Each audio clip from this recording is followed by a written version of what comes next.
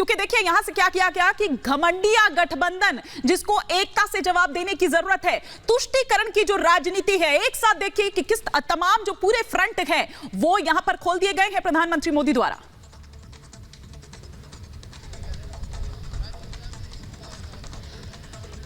हिमानी, क्या आप एक बार फिर से अपना सवाल दोहरा सकती हैं प्लीज? मैं मीनाक्षी आपको यह कह रही हूं कि देखिए यहां पर एक एक कर जो एक एक टिप्पणी, एक एक बात जो दरअसल प्रधानमंत्री नरेंद्र मोदी द्वारा कही गई है, उन पर ध्यान देने की जरूरत है कि किस तरह से एक साथ कई मोर्चे खोल दिए हैं विपक्ष के खिलाफ। घमंडिया गठबंधन उसको करार दिया है और यह कहा है कि घमंडिया गठबंधन को एकता से हराने की जरूरत है, तुष्टीकरण की राजनीति करते हैं। हिमानी, मैं आपको बहुत अच्छे से तो नहीं सुन पा रही हूँ, लेकिन जितना मुझे समझ आता है ये संसदीय दल की बैठक को लेकर के आपका सवाल था शायद, और संसदीय दल की बैठक हुई है, प्रधानमंत्री नरेंद्र मोदी खुद भी पहुंचे हुए थे। देखिए ये संसदीय दल की बैठक इसलिए अहम नहीं है क्योंकि अविश्वास प्रस्ताव पेश होने वाला है, बल्कि इसलिए भी अहम है कि 2024 के पहले ये अविश्वास प्रस्ताव पेश होने वाला है। प्रधानमंत्री नरेंद्र मोदी ने जब 2019 के लोकसभा चुनाव हो रहे थे उस वक्त ही कह दिया था कि देखिए 2018 में जिस तरीके से अविश्वास प्रस्ताव मेरे खिलाफ लेकर के आए हैं चुनावों के पहले, इसी तरीके से 2024 में भी देखने को मिलेगा कि चुनावों से पहले मेरे खिलाफ ये अविश्वास प्रस्ताव लेकर के आएंगे, और यही हुआ है। प्रधानमंत्री नरेंद्र मोदी आज संसदीय दल की बैठक में पहुंचे हुए थे। उन्होंने साफ तौर पर कहा है, क्योंकि वो पहले भी कहते रहे हैं, परिवारवाद हो, भ्रष्टाचार हो, तुष्टीकरण की राजनीति हो,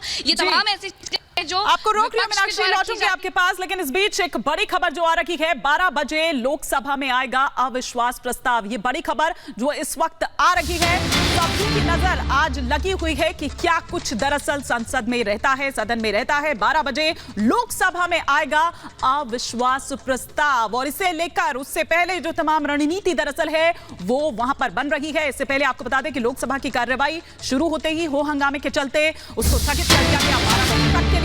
अब 12 बजे जब सदन की कार्रवाई शुरू होगी तो अविश्वास प्रस्ताव आएगा। और एक और बड़ी खबर, इस पर आज बहस होनी है। बहस से पहले अनुराग ठाकुर क्या कुछ बोले हैं और किस तरह से हमला बोला गया है वो भी आपको बताएंगे, लेकिन साथ ही साथ ये भी कि मोदी के नेतृत्व में किस तरह से जो देश है वो आगे बढ़ रहा है और विपक्ष पर किस तरह से हमला बोला ये भी आपको सुनवाते हैं। क्यों नो कॉन्फिडेंस मोशन लाए? कम से कम चर्चा तो होगी, कम से कम हमें अवसर मिलेगा कि हम बता सके देश को कि 9 वर्षों में मोदी जी के नेतृत्व में देश कैसे आगे बढ़ा है, देश के गरीबों का कल्याण कैसे हुआ है।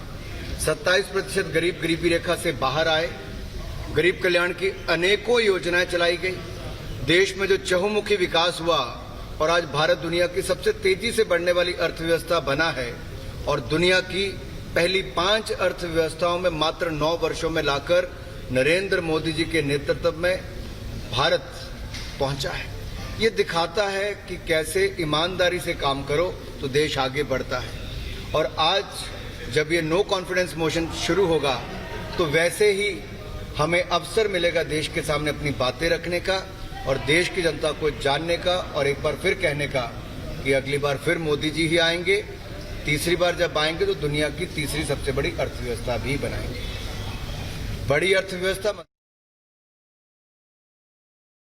सदन के अंदर नंबर से नहीं बल्कि मुद्दे पे बात होते हैं, यही सदन का परंपरा है।